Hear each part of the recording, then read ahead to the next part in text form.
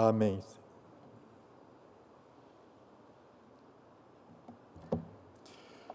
Vamos abrir nossas Bíblias no livro de 1 Samuel, primeiro livro de Samuel, no capítulo 3, leremos os versículos de 1 a 11. Primeiro livro de Samuel, capítulo 3, os versículos de 1 a 11. Eu gostaria nessa noite de considerar com vocês uma palavra que salta desse texto. Fala, Senhor, porque o teu servo ouve. Fala, Senhor, porque o teu servo ouve. Diz-nos assim a palavra do Senhor. O jovem Samuel servia ao Senhor perante Eli. Naqueles dias, a palavra do Senhor era muito rara. As visões não eram frequentes. Certo dia, estando deitado no lugar costumeiro, o sacerdote Eli, cujos olhos já começavam a escurecer-se, a ponto de não poder ver, e tendo-se deitado também Samuel no templo do Senhor, em que estava a arca, antes que a lâmpada de Deus se apagasse, o Senhor chamou o menino: Samuel, Samuel. Este respondeu: Eis-me aqui. Correu a Eli e disse: Eis-me aqui, pois tu me chamaste. Mas ele disse: Não te chamei, torna a deitar-te. Ele se foi e se deitou. Tornou o Senhor a chamar: Samuel. Este se levantou, foi a Eli e disse: Eis-me aqui, pois tu me chamaste. Mas ele disse: Não te chamei, meu filho, torna a deitar-te. Porém, Samuel ainda não conhecia o Senhor e ainda não lhe tinha sido manifestada a palavra do Senhor. O Senhor, pois, tornou a chamar a Samuel terceira vez, e ele se levantou e foi a Eli, e disse: Eis-me aqui, pois tu me chamaste. Então entendeu Eli que era o Senhor quem chamava o jovem. Por isso, ele disse a Samuel: Vai deitar-te. Se alguém te chamar, dirás: Fala, Senhor, porque o teu servo ouve. E foi Samuel para o seu lugar e se deitou. Então veio o Senhor e ali esteve e chamou, como das outras vezes: Samuel, Samuel. Este respondeu: Fala, porque o teu servo ouve. Disse o Senhor a Samuel: Eis que vou fazer uma coisa em Israel, a qual todo o que a ouvir lhe tinirão ambos os ouvidos.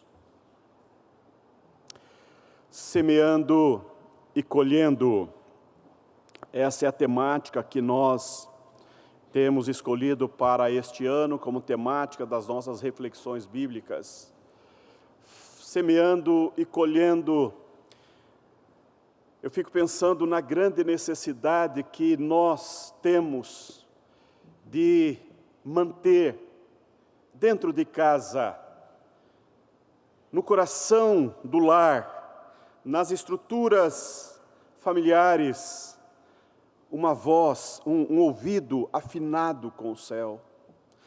Um ouvido concatenado com a voz que ecoa da eternidade e que quer comunicar-se conosco dentro de casa. Nossa igreja está completando 99 anos e estamos nos preparando para o centenário da igreja. Estamos jubilosos em ver o que Deus está fazendo entre nós. Mas a igreja é feita de famílias. Uma igreja forte é constituída de famílias fortes. Uma igreja vigorosa na fé é uma igreja constituída de famílias vigorosas na fé. Uma igreja que atende ao falar de Deus, uma igreja que tem o ouvido atento a Deus, é também formada por famílias que estão a uma escuta atenta a Deus. E meus irmãos e irmãs, vivemos numa cultura em que a família sofre.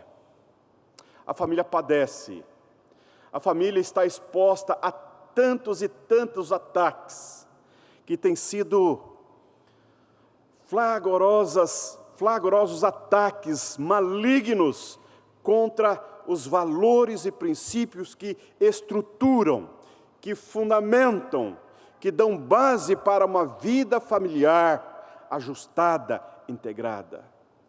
Nesse tempo é tão importante, é tão desejável que a sua casa, que o seu lar, que o seu coração, que seus filhos estejam atentos a ouvir o que Deus tem a dizer-nos nesse tempo em que tantas e tantas vozes querem tomar a nossa atenção, querem tirar a atenção da sua casa, querem chamar a atenção para tantas bobagens.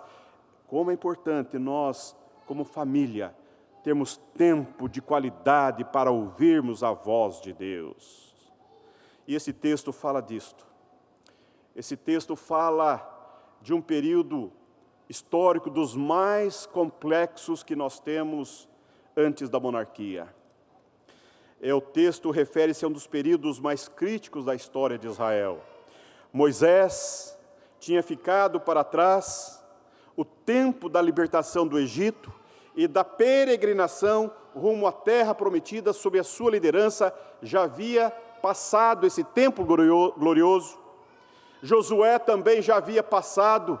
Josué, o tempo da conquista parcial da terra de Canaã sob a sua liderança, a grande conquista da cidade de Jericó também havia ficado, eles haviam assentado a terra. Esses dois momentos históricos em que Deus encaminhou, Deus conduziu o seu povo àquela terra prometida, tudo havia ficado. Agora o povo de Israel vivia disperso e sem unidade na terra de Israel, ocupada também por outros povos que os atacavam e os oprimiam, sem uma estrutura de governo e administração central. Os israelitas dependiam do surgimento de líderes carismáticos que os uniam temporariamente no enfrentamento a adversários poderosos e também na administração da justiça entre o povo. Mas a situação era tão caótica, era tão desordenada, que o livro de Juízes termina com as seguintes palavras, lá em Juízes capítulo 21, versículo 25. Naquele tempo, não havia rei em Israel, e cada um fazia o que achava mais reto. Esta era a situação do povo de Israel. Cada um fazia o que achava que era reto. A crise não era somente uma crise moral, uma crise política e social e econômica, mas era também e sobretudo uma crise espiritual. É isso que podemos constatar quando o texto nos afirma, lá no versículo 1, naqueles dias a palavra do Senhor era muito rara. Naqueles dias a palavra do Senhor era muito rara e as visões não eram frequentes. Deus parara de falar. A palavra de Deus era muito rara. Deus se silenciou. Quero dizer para você nessa noite, meu irmão, minha irmã, que quando Deus não se comunica, é porque não há mais quem queira ouvi-lo. Deus parou de falar àquela geração, porque não mais queriam ouvi-lo, e isso é uma tragédia. Veja comigo a linguagem do texto no versículos 2 e 3. Certo dia, estando deitado no lugar costumado o sacerdote Eli, cujos olhos já começavam a escurecer-se, a ponto de não poder ver, e tendo-se deitado também Samuel, no templo em que estava a arca, antes que a lâmpada de Deus se apagasse. A linguagem desse texto é de um final de dia, após os movimentos comuns e ordinários de um dia, mas também é uma crítica severa. É uma severa crítica ao estado de coisas em que se encontrava o processo de adoração naquela geração. É uma grave denúncia da degradação sacerdotal daqueles dias. Veja que ambos dormem, Eli e Samuel.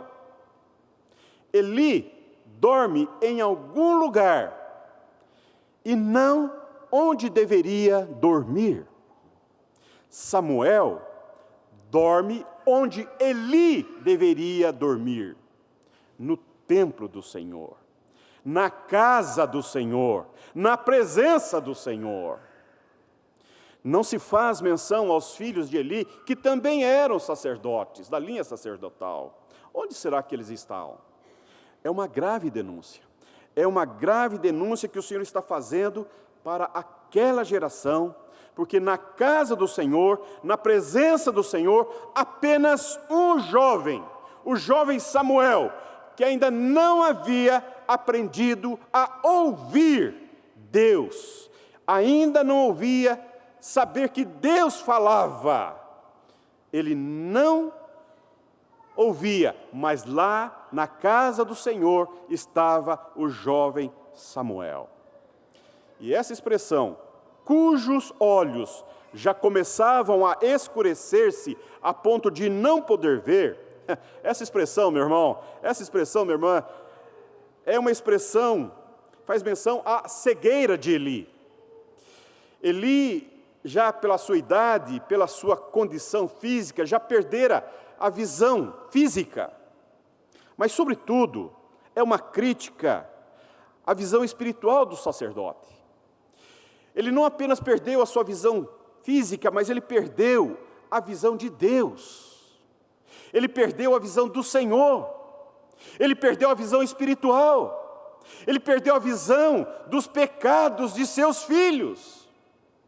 Ele perdeu a visão daquilo que estava acontecendo e ocorrendo no meio do povo, diante de seus olhos.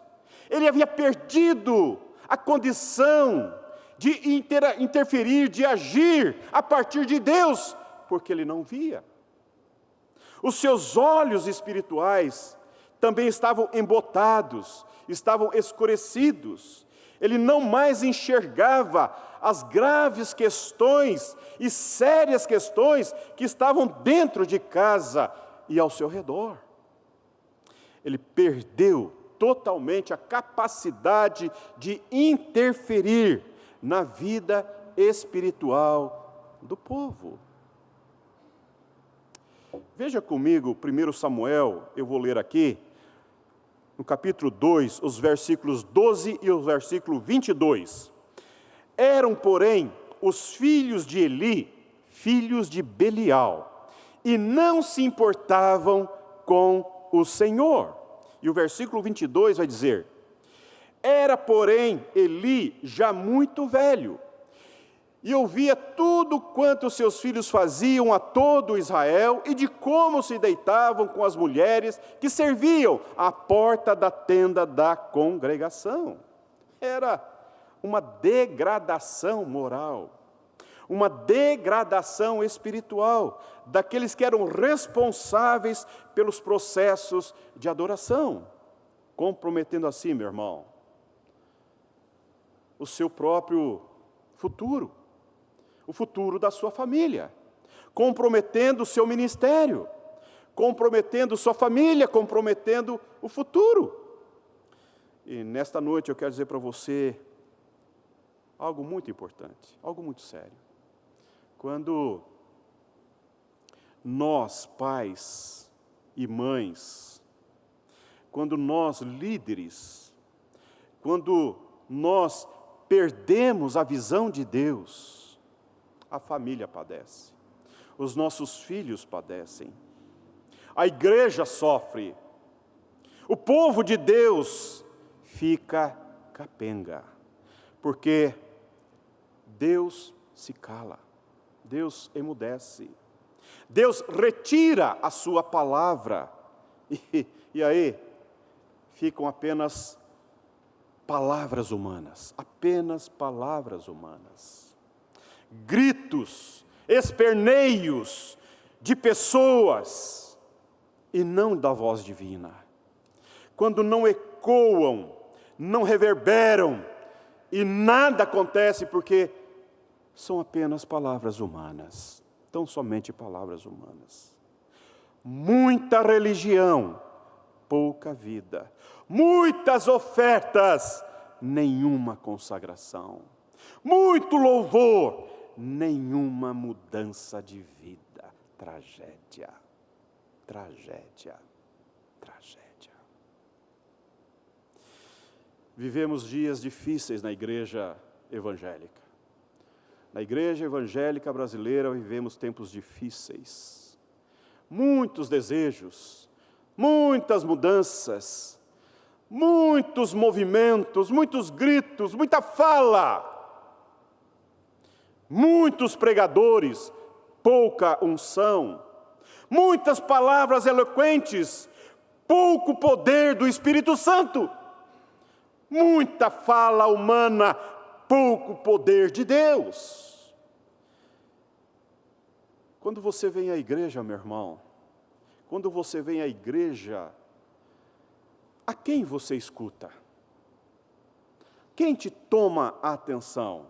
Quando você vem adorar, quais vozes estão reverberando nos teus ouvidos? Quais são as percepções que você leva para casa? A quem você escuta quando vem adorar? A quem você quer escutar? A quem você quer ouvir? Quais são as percepções que você leva na sua alma, que ficam impregnadas na sua mente? Quais são as verdades que fazem sentido, que lhe firmam os passos, que lhe dão direção na vida? Qual é a voz que ressoa dentro de você quando você está no meio do povo de Deus? Quando você está adorando ao Senhor?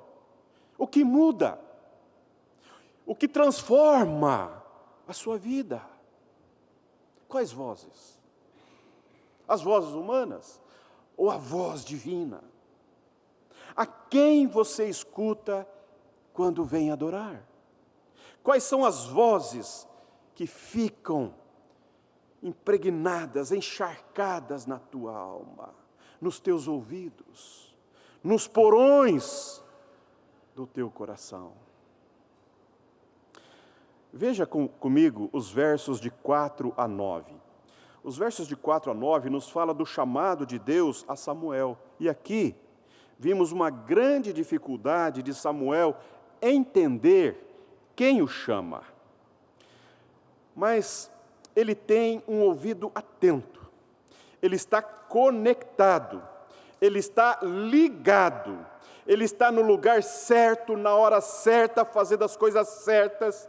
Ele foi dedicado pela mãe, ele foi entregue pela mãe, ele foi oferecido pela família. Ele está sob os cuidados do povo de Deus, sob os cuidados de Eli, o sacerdote. E ele está vivendo na casa do Senhor, aprendendo as coisas do Senhor. Este menino foi preparado por Deus para esse processo de transição, para esse momento profundamente de mudança histórica. E você sabe que Samuel é filho de uma mulher enferma na alma. Samuel é filho de uma mãe sedenta de maternidade, uma mulher com o ventre seco, uma mãe trágica, que está vivendo uma vida com muita dificuldade. Sua vida familiar era disfuncional, seu coração enfermo. Com tudo isso, Ana vai para Deus. Ela entra numa relação pessoal com Deus. Ela traz consigo a sua dor, a sua angústia, o seu peso, a sua frustração. E ela entra em um processo de adoração, sozinha no templo, e ela faz um voto a Deus, e ela rasga o seu peito, e ela extravasa o pus da alma, e ela fala: Senhor, Senhor, toca o meu ventre seco, toca, Senhor, a minha vida, dá-me um filho, Senhor. Essa mulher corajosamente, ela enfrenta a sua fraqueza, ela enfrenta a sua tragédia, ela enfrenta corajosamente pela fé, diante do eterno Deus, ela é visitada pela graça de Deus, e Deus a curou, e Deus a restaurou, e Deus deu a ela o filho, aquilo que o seu coração almejava, um filho. Mas Deus deu a si mesmo um menino para fazer processos de mudanças na adoração no meio do povo de Deus. Ô meu irmão, ô minha irmã, eu quero dizer para você que nas circunstâncias angustiantes, nas circunstâncias mais lancinantes da alma, quando nós corajosamente vamos para Deus e nos despimos para Deus, Deus faz coisas extraordinárias em nós e através de nós. Esse menino é fruto de uma alma rasgando o coração diante de Deus. Na sua precariedade, na sua nulidade, essa mulher entrou para a história e apresentou esse filho para Deus. Veja comigo então os versículos de 4 a 9. O Senhor chamou o menino: Samuel, Samuel. Este respondeu: eis-me aqui. Correu a Eli e disse: eis-me aqui, pois tu me chamaste. Mas ele disse: não te chamei, torna a deitar-te. Ele se foi e se deitou. Tornou o Senhor a chamar: Samuel. Este se levantou, foi a Eli e disse: eis-me aqui, pois tu me chamaste. Mas ele disse: não te chamei, meu filho, torna a deitar-te. Porém Samuel ainda não conhecia o Senhor, e ainda não lhe tinha sido manifestada a palavra do Senhor. O Senhor, pois, tornou a chamar a Samuel terceira vez, e ele se levantou e foi a Eli e disse: eis-me aqui, pois tu me chamaste. Então entendeu Eli que era o Senhor quem chamava o jovem. Por isso ele disse a Samuel: vai deitar-te. Se alguém te chamar, dirás: fala, Senhor, porque o teu servo ouve. E foi Samuel para o seu lugar e se deitou. Esses versículos descrevem 3 vezes praticamente a mesma cena. Deus chama Samuel pelo nome, Samuel atende ao chamado e se dirige a Eli, porque supõe que é Eli quem o chama. Ele manda-o de volta ao seu leito. Apenas por ocasião da terceira vez, ele percebe que algo novo está ocorrendo. Então, entendeu Eli que era o Senhor quem chamava o jovem. Por que isso? Olha o versículo 7. Porém Samuel ainda não conhecia o Senhor e não lhe tinha sido manifestada a palavra do Senhor. Por isso, dá orientação ao jovem de como devia reagir, caso voltasse a escutar a voz. Então, versículo 10, então veio o Senhor a Eli, esteve e o chamou como das outras vezes: Samuel, Samuel. Ele respondeu: fala, Senhor, porque o teu servo ouve. Fala, Senhor, porque o teu servo ouve. Há uma coisa impressionante nesse texto, meus irmãos. Impressionante, minhas irmãs. Este menino tem em torno de 12 a 14 anos. Ele cresceu diante do Senhor. Cresceu. Depois do seu primeiro ano, depois do desmame, a mãe, a família, o conduziu à casa do Senhor e cumpriu o voto e ofereceu esse menino em voto, consagrando-o ao Senhor. Provavelmente o voto do nazireado. A família o deixou na casa do Senhor, sob os cuidados do sacerdote do Senhor, sob a orientação do povo do Senhor para servir ao Senhor. Samuel cresceu no meio das coisas do Senhor. Ele envolveu-se com os processos de adoração ao Senhor. Ele estava aprendendo e vivenciando todas as estruturas de adoração do povo de Deus. Mas acredite, ele nunca gastou tempo com este menino para dizer-lhe: Deus fala, Deus comunica, Deus se revela, Deus te chama, Deus te conhece pelo nome, Deus vai falar com você, Deus vai lhe dar a sua palavra. Nunca Samuel recebeu esta orientação por parte do sacerdote. Incrível.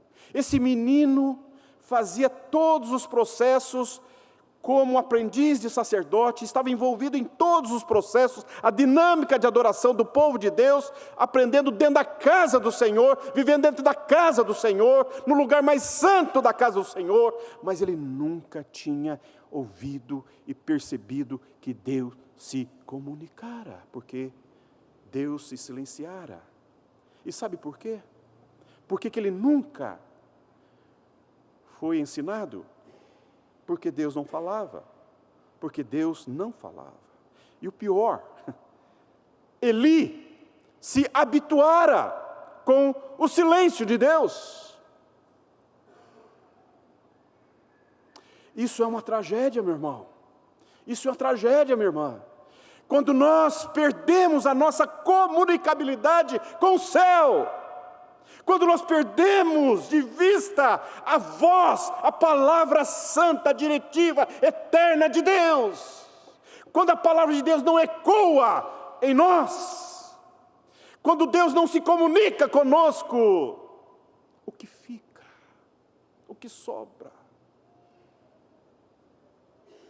Uma tragédia. Eli e toda a sua casa não tinham ouvidos para Deus. Não.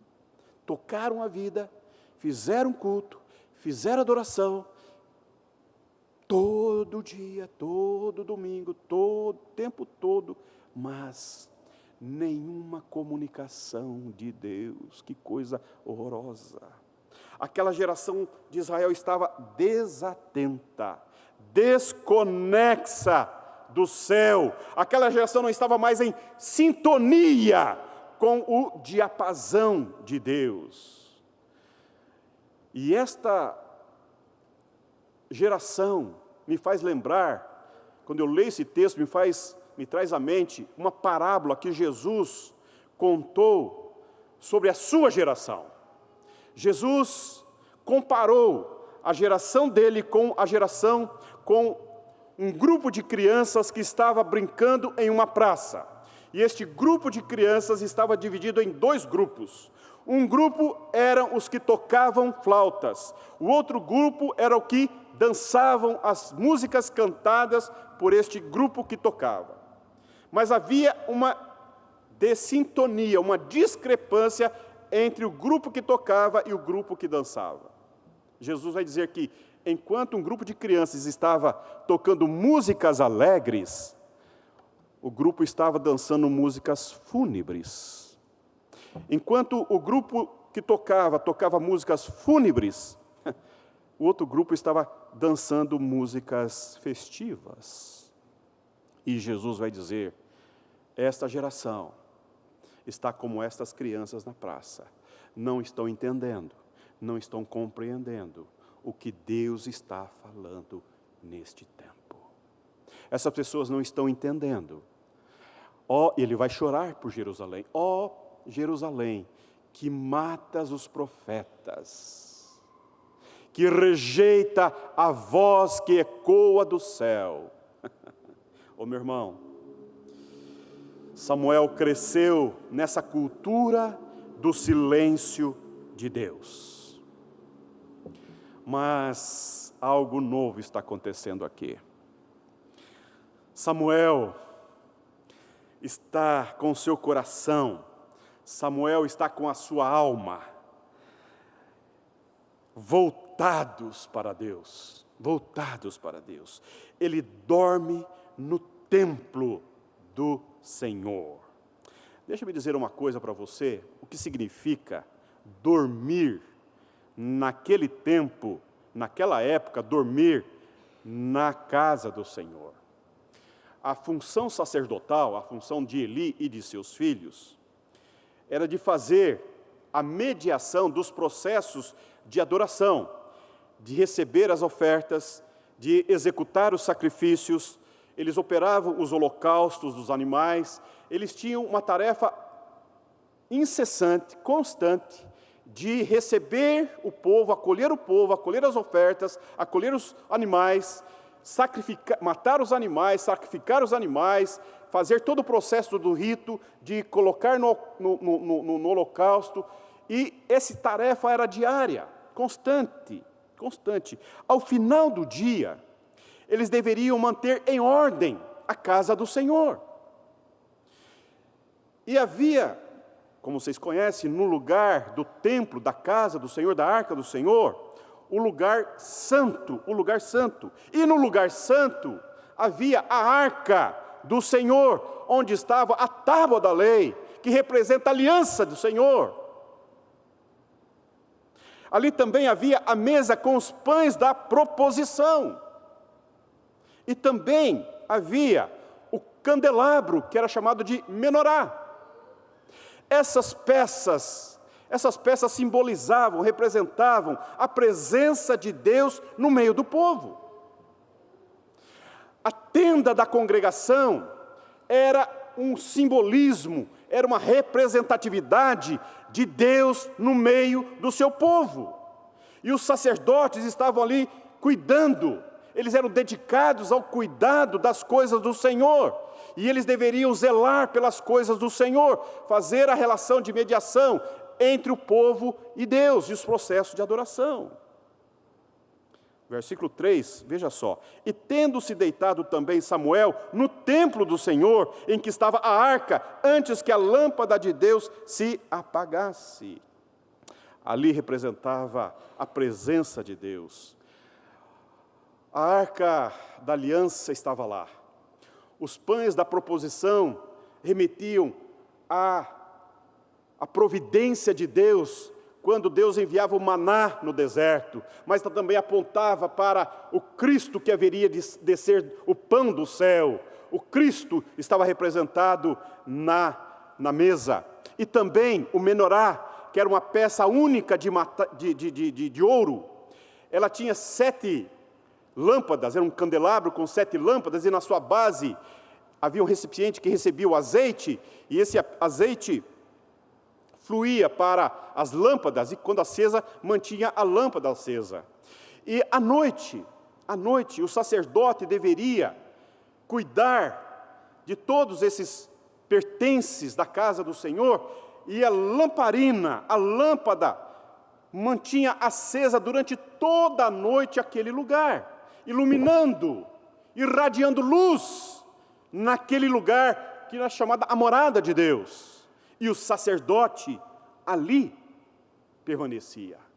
Era função do sacerdote permanecer na casa do Senhor, na presença do Senhor, diante do Senhor, porque Deus ali estava.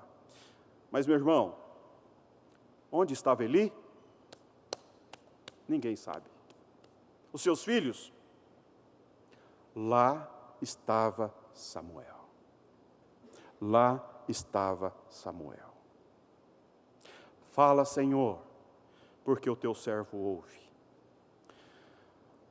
O que Samuel nos ensina nesta noite? Samuel nos ensina, meu irmão, minha irmã, que é desejável querer ouvir ao Senhor. É desejável, é necessário querer ter a comunicabilidade do céu em nossos corações, querer ouvir Deus. Samuel estava atento. Deixa-me fazer uma pergunta para você nesta noite. Quais vozes estão reverberando dentro de você? Quais vozes estão sendo acolhidas pelos seus ouvidos, pelo seu coração? Eu quero dizer para você que há muitas vozes, mas há dois tipos de vozes que tentam a todo tempo tomar-lhe a sua atenção, atrair a sua atenção. Eu chamo de vozes internas, as vozes internas e as vozes externas. As vozes internas são as nossas demandas internas, são as nossas paixões, os nossas pulsões, são as nossas lutas, as nossas crises, as nossas demandas emocionais, as nossas demandas espirituais. Isso tem a ver com as nossas vicissitudes, as nossas fragilidades, as nossas inconsistências, tem a ver com as nossas incapacidades de responder aos desafios da vida. Essas vozes que reverberam dentro de nós, a todo tempo nos perguntando: e aí, o que você vai fazer? O que vai ser? Para onde você vai? Vai pensar o quê? Essas vozes que estão aí, na nossa mente, no nosso coração, na nossa alma, essas questões que nos tomam e muitas vezes nos arrebatam, e muitas pessoas ficam enfermas na alma, e caem em tristeza profunda, e muitas vezes as perdas de entes queridos, as perdas financeiras, os problemas de relacionamento que batem na gente e a gente não tem repertório para lidar com isso, e essas vozes estão gritando dentro da gente, gemendo, exigindo atenção. Quantas pessoas estão tão envolvidas consigo mesmas, sem um direcionamento, sem uma resposta graúda que lhe atenda e faça cessar esses barulhos gigantescos dentro da alma, essas demandas internas. E tem as vozes externas, e são tantas, e são tantas, e são tantas. Na nossa cultura não falta gente querendo tomar a sua atenção. Não falta vozes querendo roubar os seus ouvidos e entrar com asnices, com bobagens, tentando capturá-lo e encaminhá-lo para as circunstâncias das mais vis e pecaminosas. Aliás, o autor de Provérbios diz que há caminhos que para o homem parecem caminhos de vida, mas o cabo deles é morte. E muita gente fica ouvindo as vozes da cultura, as vozes aparentemente atraentes, que aparentemente são interessantes, e que são mais, oferecem do que de fato podem dar. Isto também são vozes que reverberam.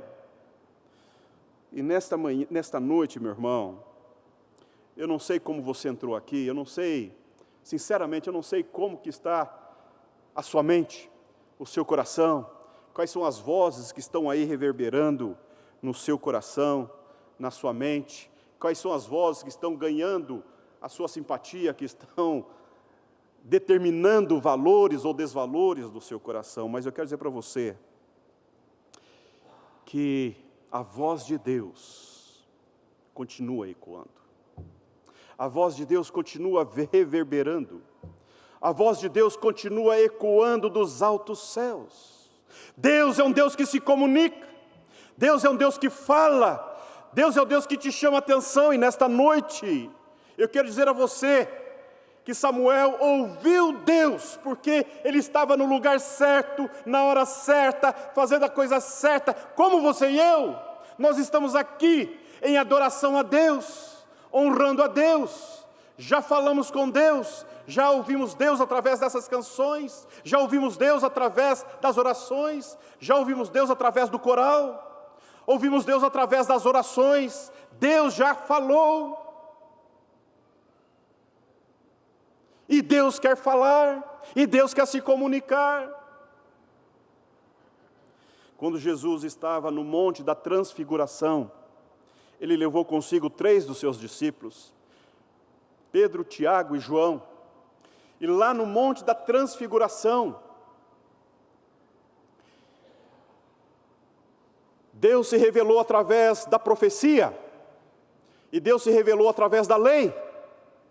E então, os discípulos ficaram extasiados, e as vestes de Jesus ficaram resplandecentes. O céu baixou aquele lugar, e eles entraram numa relação de êxtase.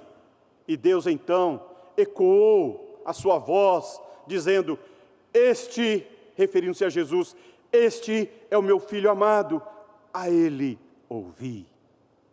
Deus fala na história. A voz de Deus entrou na história. Deus visitou a história. Jesus é a palavra encarnada. Jesus é a voz de Deus. Ele é a pessoa de Deus encarnada na história. Deus se comunicou dentro da história. Deus se revelou historicamente. Jesus entrou na história, passeou, entrou e caminhou nas ruas empoeiradas daquela região da Palestina. Ele chorou, ele sofreu, ele se alegrou com pessoas, ele curou enfermos, ele lidou com tanta gente que lhe procurou, que lhe solicitou. Ele foi solícito, ele foi caminhando e entrando na vida das pessoas, porque Ele é o pão que desceu do céu, Ele é a palavra viva encarnada, Ele é o Deus Emanuel. Meu irmão, meu irmão, certa vez Jesus estava proferindo um duro sermão, um sermão muito difícil, e as pessoas não gostaram muito do sermão de Jesus e foram saindo, enquanto Jesus estava pregando. E de repente Jesus voltou-se para os seus discípulos e disse: e vós, não quereis ir também? Pedro vai dizer: Jesus, para onde iremos? Só tu tens palavras de vida. Meu irmão, nesta noite eu preciso dizer para você, você precisa entrar numa relação de pessoalidade com Jesus. Uma relação de pessoalidade com a pessoa de Jesus. Não basta ser presbiteriano, de papa amarelo. Não basta vir na igreja, não é suficiente. Não basta você vir no domingo adorar a Deus, não é suficiente. Não basta você entrar num processo religioso, não. É desejável que você esteja na presença de Deus, quebrantado, atento, e falar: Jesus, fala comigo, Jesus, fala comigo, fala ao meu coração. É desejável que você queira entrar numa relação de pessoalidade, e conhecer, e entrar nas profundezas de Deus, numa relação de fé, de dependência, para você experimentar aquilo que Samuel experimentou, que faltou para Eli e sua família. Entrar numa relação de escuta atenta, abrir os ouvidos, atentar com a sua mente e perceber o que Deus está falando hoje a teu coração, a tua mente, a tua alma, através dos movimentos históricos, através das suas conquistas, através das suas perdas, através das suas dificuldades diárias. O que Deus está comunicando a você, o que Deus está falando a você agora, hoje, nesse tempo, porque você só tem uma vida, e essa vida não lhe pertence, é de Deus. É uma tragédia quando nós nos colocamos num piloto automático e não temos a coragem de fazermos um enfrentamento pessoal. Muitas pessoas fogem desse confronto pessoal. Muitas pessoas ficam postergando, avançando a vida, sabendo que tem um dia vai ter que resolver algumas questões. E sabe que Deus está... Olha, é tão incrível como há pessoas que têm medo de Deus, se escondem de Deus. E às vezes se escondem dentro da igreja. Que lugar mais complicado. Às vezes vão pegar cargos na igreja para se esconder de Deus. Fazem coisas para Deus, mas não são de Deus. Isso não funciona. Deus não quer coisas tuas, Ele quer você. Ele quer falar, Ele quer revelar-se, Ele quer encher de sentido a tua vida, Ele quer dar sentido à tua alma, Ele quer preencher os porões da tua alma com a presença dEle, com a palavra dEle. Eli e seus filhos